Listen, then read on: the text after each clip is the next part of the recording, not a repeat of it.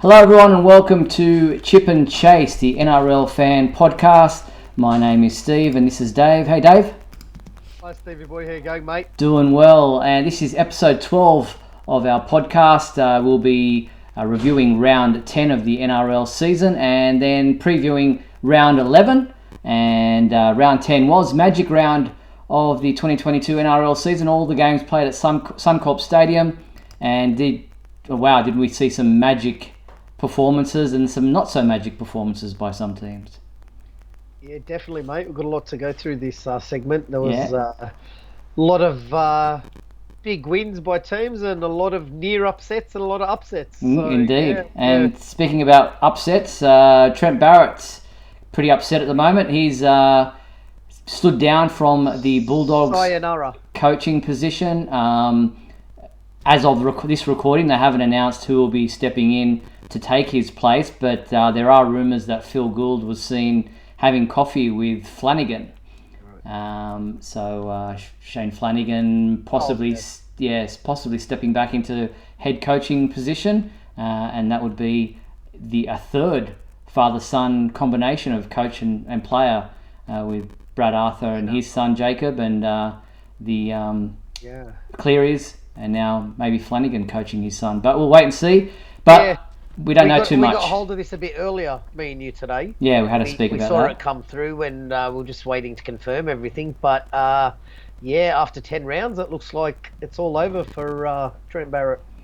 The writing was on the wall. But let's have a look at why that might be the case, because the Bulldogs were the first team to play in Magic Round up against Newcastle. And in this game, it was the Bulldogs losing to Newcastle in what was a pretty woeful performance by both teams, got to be said. Knights running out winners 16-6. As I said, all games played at Suncorp Stadium. There were 30,000 there for this game. It was the first game of the Friday night segment, and really it wasn't a game that reached any great heights. But Newcastle were pretty excited to get a victory, and the Bulldogs just went from bad to worse, and the writing was on the wall for Trent Barrett. Yeah, definitely, mate. Look, this game was, it was the bottom of the table clash, and you could see obviously why. I mean, it left nothing to be desired, that's for sure. I thought there were some tough moments where they showed a bit of grit, each team, but all in all, mate, it was just drop ball after mistake after.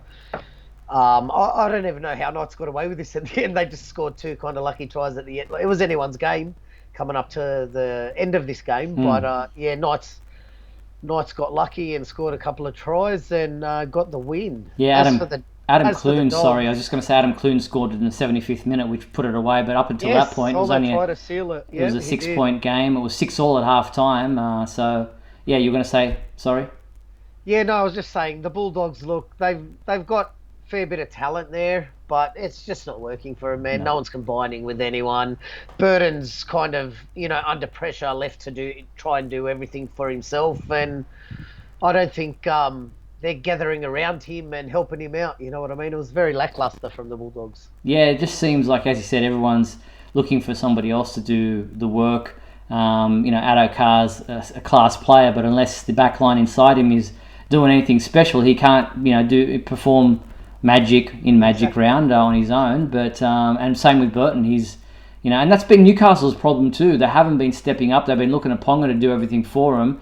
And in this game, a few others stepped up and did things, including Adam Clune. And Edric Lee got the first try. I saw today that he signed with the Dolphins for 2023. So, it's interesting times to see who can get off the bottom of the table. But Bulldogs not doing themselves any favours. It'll be remains to be seen whether or not they can bounce back with a new coach. But not a great performance all around. Both teams showed no respect for just holding onto the ball that night. Dufty, he should change his name to Duffed It, because everything he did wrong, everything he tried. He had a shocker. Big time. He's just, no wonder the Dragons were happy to get rid of him. Yeah. Look, little Jeremy Marshall King. topped the tackle count with 45 tackles. I believe you rate him a little bit, and I've seen something in him the last few weeks too. In a losing team, he had a good game, and Big Dave Clemmer ran for 210 metres. So on a losing team, a big run right there. Yep. So first game to kick off Magic Round wasn't the best spectacle, but it nevertheless was happy times for the Newcastle fans.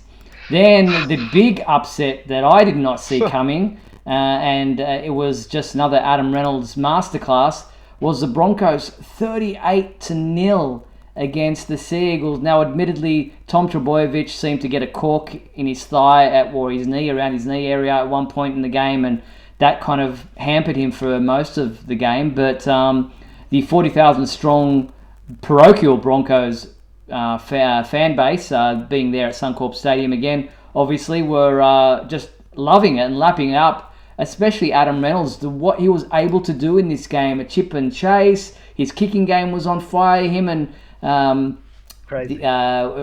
and Cobbo were just, they seemed to be in sync. Cobbo getting 3 tries, Corey Oates getting a double, and as I said, Adam Reynolds getting one himself and kicking 6 from 6 with a penalty goal, making it 7 from 7. Anything he missed was a field goal attempt. What a solo effort from a halfback, mate. Just a couple of times I just had to slap myself and say, "Is this player real, man?" Like I've never seen just that dominance. Everything, such a dominance, and just everything he touched was gold, mate. Like he couldn't drop the ball if his life depended on it. I was a little bit disappointed because I was looking for a good match. Yeah. Manly is still no slouches. But, mate, they just didn't turn up. You said Selwyn Cobbo, the young fella, got himself a hat-trick, which was good to see. And it was just the Adam Reynolds show the rest of the game, mate. And Manly had no response to anything the Broncos threw at them. No, exactly. And as I said, Tom was injured, and I think the other brother, the younger one, also copped an injury in this game. I think it was a shoulder injury. Yes. But the Broncos had an answer for him. You could see their outside backs, especially Reynolds in defence, were rushing up to cut off anything Manly tried with their backline sweep, so they had to kind of bulk and not throw that pass that they would normally throw for their backline movements to get it out to the centres and the wingers. Yeah. And that seemed to work wonders for them defensively. And they just had no answer to the Broncos' attack, because every time Adam Reynolds brought them up with his passing game, he would then kick behind them. So they would, at 6s and 7s, just trying to second guess themselves what they should do defensively to try to combat his genius. But well done to Reynolds. They had no plan B. No, exactly. So Lachlan Croker and Jakey Trbojevic made over 50 tackles each, so well done to them. Yeah, exactly. All right, that was the second Friday game, and then we moved over to Super Saturday. And this one gave me a heart attack as a Rabbitohs man. Wow. The Rabbitohs led 26-0 at halftime, and 26-6, at halftime, and everything they did was just gold in that first half. Everything, they were just tearing the Warriors to shreds. Ended up winning 32-30. Warriors, it was just a game of two halves. Nothing. South scored one try in the second half, but it was like the Warriors played like way South did in the second half. In the first half, and just was scoring try after try, and really made this one a lot closer than it probably should have been. Look, for me, this was a massacre by South in the first half. They just done everything right, and I thought the score was going to be 60-0 at one stage, because what was it? 26-0 at one stage. 26-6 at half time, but 26-0 at just before half time. Correct. And they scored on the stroke of halftime, the Warriors, and that seemed to spur them on to that second half stint. And then all of a sudden, with 15 minutes to go, Warriors kicked into play and scored a couple of tries, and just a case of too little, too late. South, I can imagine, would be a little bit not happy with the second half performance, which I'm sure the Roosters fans wouldn't be happy with the second half performance either. But they still got the 2 points on the day, and that's all that matters, mate. What was I going to say? Cody Walker, I thought, had a standout game for me. He did. In the first half, he was on fire, just finding the right pass every time. Yeah, little Blake Taff he was very involved in everything, and Tarno Milne, mate, he bagged a couple of tries and that, so he was up in the mix there. Yeah, Tane Milne is a good finisher. There's a Yep. few problems, I think, and his handling can kind of be a bit of a problem at times. And that was the issue for South in previous weeks, was that their handling was letting them down, and their completion rate in the first half was really good. But then it fell away in the second half, and that's what lets other teams back into it. But yeah, I was disappointed to see that they went back to some pretty poor performances in that second 40 minutes. But good to see Ilias get a try there finally. He had one disallowed in the first half. Disallowed. That's right. He was pretty happy to get his 4-pointer there. So good. Sorry, I also thought Reece Walsh on a losing team had a pretty strong game. He did. I thought Johnson for the Warriors was poor. His pass selection or kick selection was really poor for someone of his experience. And the commentators kept calling him Magic Johnson, but there was nothing magic about his performance in Magic Round. But yeah, the Rabbitohs getting away with the win 32-30, a lot closer than it should have been. But well done to the Warriors for their fight back. And this was the first tip that I got right, because I tipped the Bulldogs to beat Newcastle. I tipped Manly to beat the Broncos, and I thought I was going to be none from 3, but thankfully South got up in this one for me. Yep, well done. All right, the next game of Magic Round was the Titans up against the Dragons, and this was another tip that I got wrong, because I tipped the Dragons in a close one. I knew that it was going to be close, but Titans were just too good, 20-16. And the crowd building there on that Saturday night as we headed into the Panthers Storm game, which was the third game of the night. 41,500 there at that stage of the evening. Wow. Saw the Titans score 4 tries to 3, which was went to Golden Point. We can't forget that. And then every man and his dog tried for a field goal in extra time. Couldn't get it in, couldn't position themselves properly. And then Jermaine Osako scored in the 88th minute of the game. So in the 18th minute of extra time. The 8th minute of extra time. And he had a pretty good game with the boot as well, getting 2 from 3. But this was an exciting game. Wasn't a game for the ages, but it went down to the wire. Yeah, Steve. This was a good game. I enjoyed this. It was a very close contest throughout the game. I believe Dragons led this 16-10 with 7 minutes to go. So, so they were in front. They had every chance to win this, the Dragons, and just couldn't finish it off. Jaden Campbell, Steve, ran for almost 280 metres. Wow. So massive running game from him.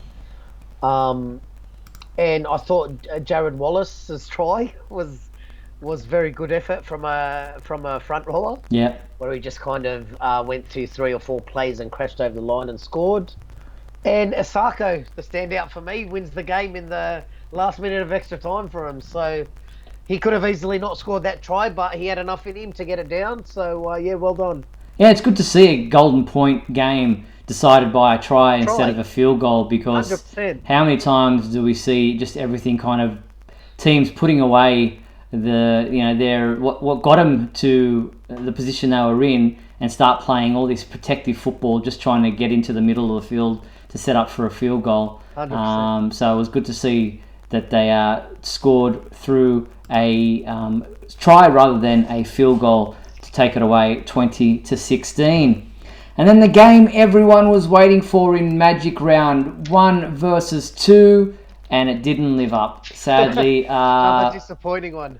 The Melbourne Storm, with a couple of players missing, Jerome Hughes, just before the game was ruled out, or earlier in the day was ruled out. We'd already known there was no Pappenhausen.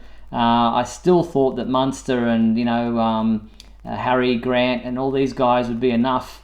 I changed my tip a couple of times during the day. I remember calling you and saying when I thought Cleary was out, but it was just the coach who was now not the football player.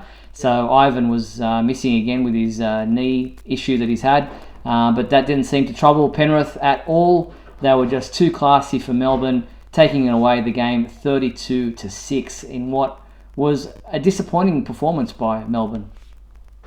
Well. Storm crashed and burnt. I guess they are human, eh, Steve? Yeah, exactly. Well, they can't keep winning without some key players. I mean, you take out the halfback and the fullback from half the spine of any team, and they're going to struggle. But I understand, but top of the table clash. Yeah. I was expecting a little bit more out of the Storm from this, and just without Pappenhausen and Jerome, they really struggled, man. And it was a real professional performance by the Panthers, I think, mate. They just stuck to their guns and didn't panic, done everything they'd planned to do, and they never looked like missing a heartbeat the whole game, you know what I mean? Yeah, exactly. I thought I had doubts about Bellamy putting Wishart at fullback. I don't know what his natural position is, but it just seemed... I mean, he tried his best, but he got found out quite a bit. I would have kept Meaney, who was named in number 1, at fullback.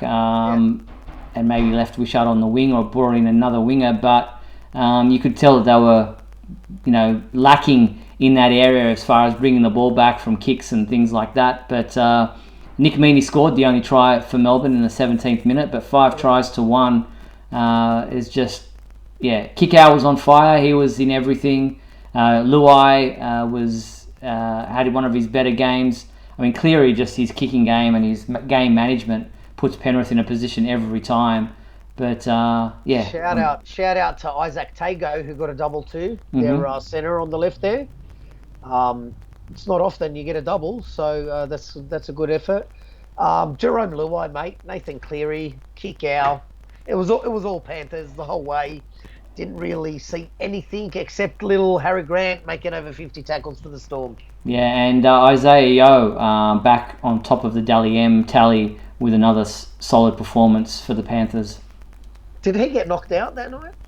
I'm not sure. I think there was an issue at one stage, but regardless, he's just put in a man of the match performance in my eyes. Wow. Either way, Penrith stellar performance. So good work to them against the Storm. All right, so that was game 5 of 8 of that NRL Magic Round, and we then move on to another game that I thought would probably be a lot closer, and another tip that I got wrong, and that was the Raiders beating the Sharks 30-10, and Ricky Stewart's men were very happy, as was Ricky Stewart himself. This is the Sunday game, and it was 5 tries to 2.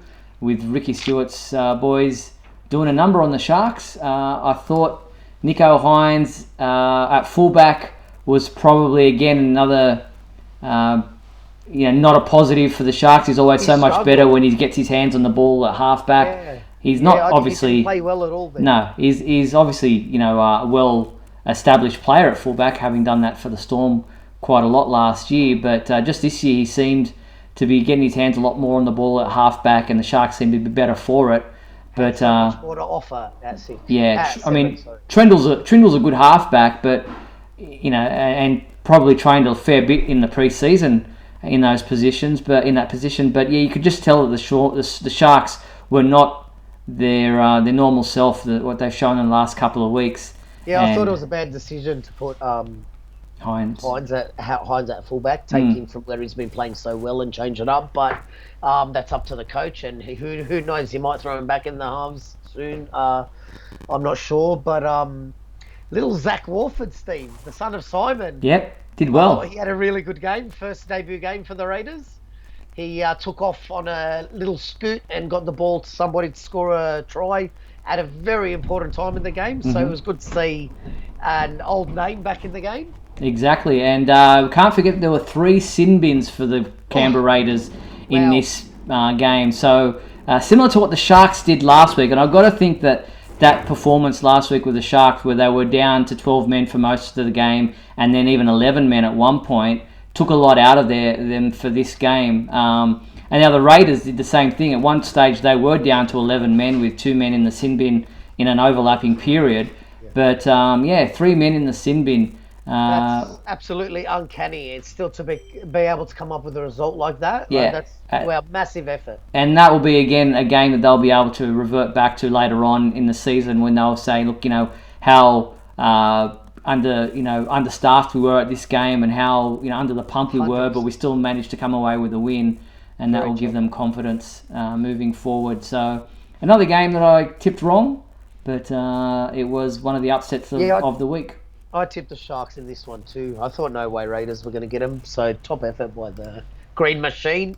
Yeah, indeed. All right, then Game 7 of Magic Round was a game that I also tipped incorrectly and a game that you would be disappointed in. And that was the Roosters defeating the Eels 31-24 on the Sunday at Suncorp, obviously. 5-4. And it was very much a game where the Roosters took early dominance, but the Eels showed patience to fight back, and then there was lapses of concentration, or the Roosters, gained some momentum and put themselves in a more dominant position once again, and it just was a bridge too far for Parramatta. Yeah, mate. Look, I try to keep it simple when I'm talking about my team because I get a little bit emotional sometimes, you know me. But you've said it a few times this year. It really is a game of two halves, isn't it? Yep. And let's face it, Para didn't turn up the first 40 minutes. So not taking anything away from the Roosters, a few things went their way. They were playing awesome in the first half. Yeah, well, they led 21-6, and that field goal was a crucial decision 100%. Right before. It was 25-6 at one stage. Yeah, because they got the first try after half time. So, I don't know.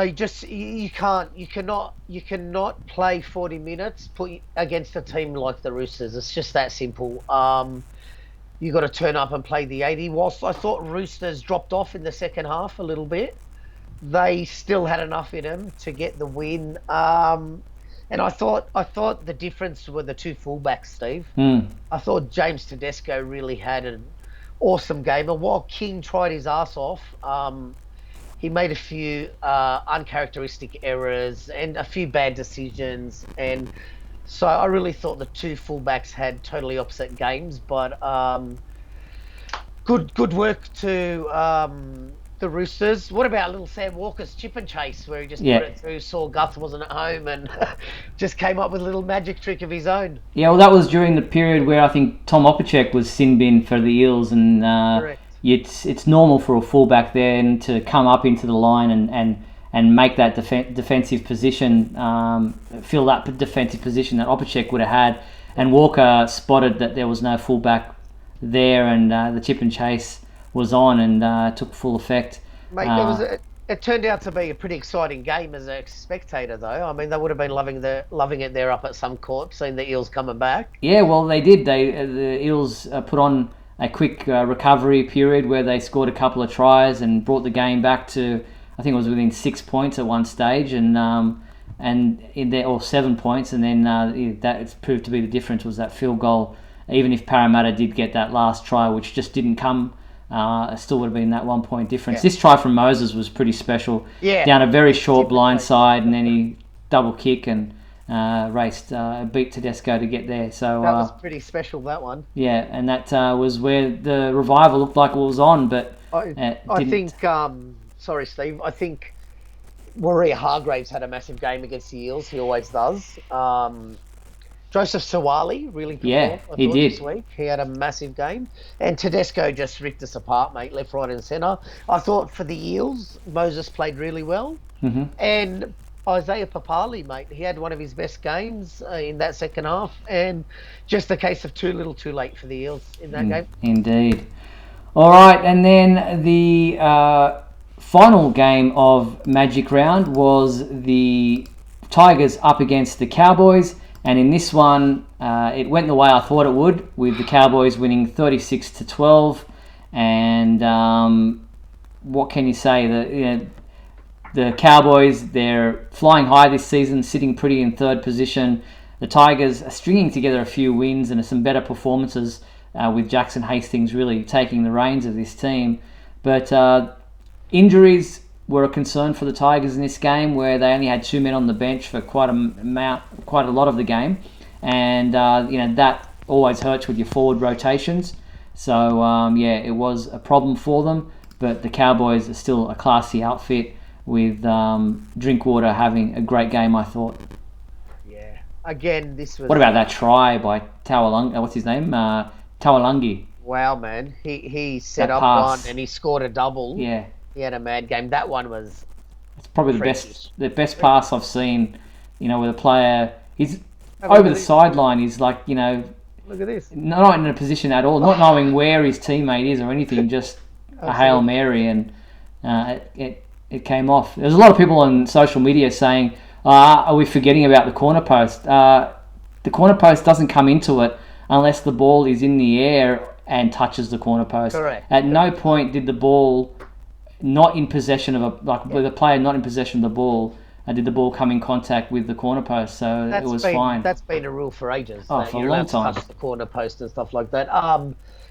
What was I going to say? Yeah, this game was kind of do or die again for for the Tigers, but I think they're going to start planning for Mad Monday in a couple of weeks, mate, because the Cowboys were having none of it. Steve, Tigers were actually in front 12-8 in this game at one stage. Yeah. So they were every chance to win it, but that's the way the cookie crumbles.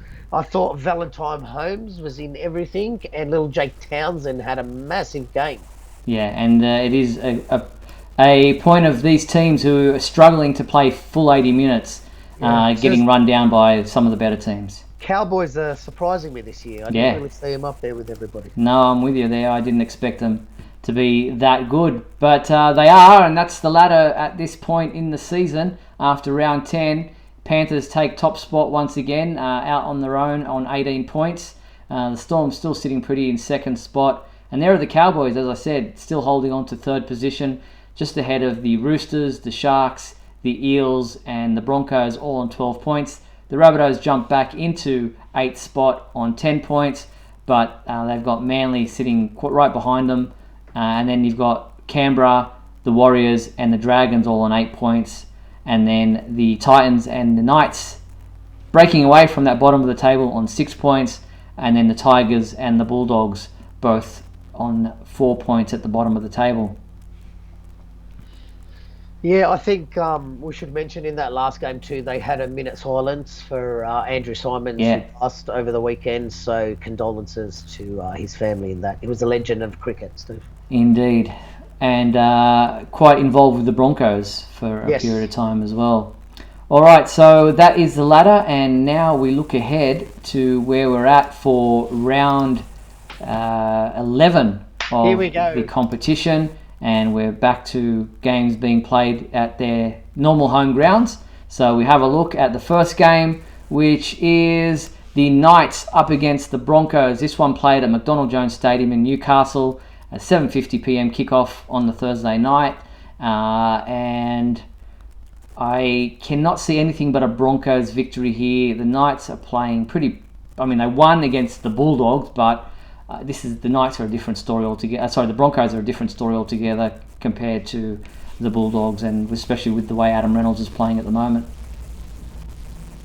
Yeah, 100%, mate. I'm tipping the Broncos here. All right, so we're agreeing on that one. Then we look to the second game, the first of the Friday night games. This one is the Tigers up against the Bulldogs. Another bottom of the table clash. The Spoon Bowl. Yes, this one at Leichhardt Oval, the spiritual home ground of the Tigers, and it's hard to pick this one because the Bulldogs, with all the upheaval with Barrett now stepping down and a new coach coming in, whoever that may be, we don't know at the time of this recording. Even if they just have an interim coach for the time being, that sometimes that sometimes spurs a team on, but I don't know. I think it might have a detrimental effect to the Bulldogs. I don't know if you can really blame Barrett so much. So definitely. I'm going to go Tigers here. Okay. Well, I think the dropping of Trent Barrett is going to do nothing but lift that team, the Doggies, so I'm tipping the Dogs here. Okay, all right, interesting. Then the third game of the round, another good clash. This is a 6th versus 9th, is the Eels up against the Sea Eagles. This one at CommBank Stadium in Parramatta. The 7:55 kickoff on the Friday night. I think the Eels will be disappointed with that loss against the Roosters. Not that Manly will be happy about their own performance in Magic Round, but I think the Eels are just showing a bit more class than Manly at this point in the season, so I'm picking an Eels victory. Yeah, look, this is a danger game for the Eels because Manly coming off a big loss, and Desi Hasler won't be happy about that. So I think packed house, CommBank Stadium Friday night, the Eels will just get the job done. Okay. And bounce back. Okay, there we go. Okay, and then the Saturday 3 p.m. game is the Dragons up against the Warriors. This is 11th versus 12th, or 12th versus 11th, looking at the graphics the way they are. This one played at Netstrata Jubilee Stadium. Wow, toss a coin. Will the Dragons bounce back from their loss?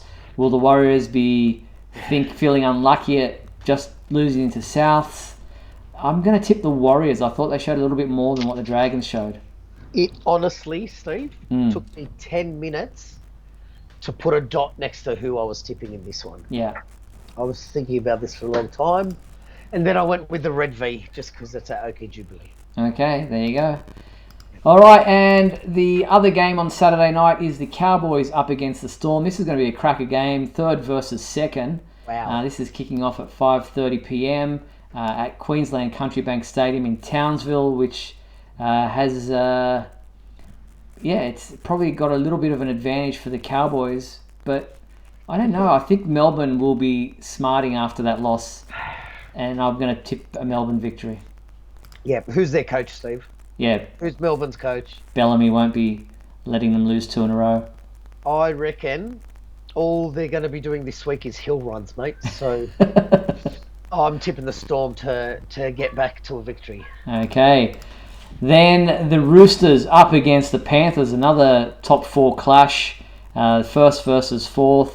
This is at Sydney Cricket Ground, played at 7:35 on the Saturday night. Not expecting a massive crowd. It'll probably be more Panthers fans than Roosters fans, but I'm tipping the Panthers to beat the Roosters. The Roosters were good against the Eels, but not good enough to beat the Panthers. Nah, look, I agree. Panthers nearly lost that game against the Eels. I think Roosters nearly lost that game against the Eels. I think Panthers will have too much class. Okay. Then the game played at Dubbo at Apex Oval. The Rabbitohs taking a home game up there for the Sunday 2 p.m. kickoff against the Raiders. This one is a danger game. It's for the Rabbitohs. Raiders are playing really well, coming off what was a great victory against the Sharks. While the Rabbitohs played well in the first half, we spoke about the fact that their second half was pretty woeful, and it could go either way. I'm going to say the Rabbitohs, but only just. Yeah. I looked at this one. Look, Raiders won that game, but I think right across the park, Rabbits are just too strong for them, so I'm tipping the Rabbits here. Okay, and then the final game of round 11 is the Titans up against the Sharks. This is played at Cbus Super Stadium on the Gold Coast, 4:05 p.m. kickoff. I'm expecting the Sharks to bounce back. Could be a good game. But I don't think the Sharks will be very happy about the way they performed against the Raiders. For sure. And the Titans aren't a good enough team to beat a Sharks team on the bounce back. So I'm going Sharks. Yeah, well, all right. This is my roughie of the week. I'm hitting Titans up at their home ground. Okay, there you go. They won that last game, so it might spark a bit of confidence for them at home this week. Okay, well, that's our podcast for this week. I hope you enjoyed our wrap-up of the Magic Round games and previewing the upcoming Round 11 games. Appreciate you guys following our podcast and continuing to watch. Thanks, Dave. Thank you very much, Steve. Thanks for listening, guys and girls, and we will see you next Monday night. Indeed. See you then. Thanks for watching Chip and Chase, the NRL Fan Podcast. See you, Steve. Thanks. Bye-bye, Dave.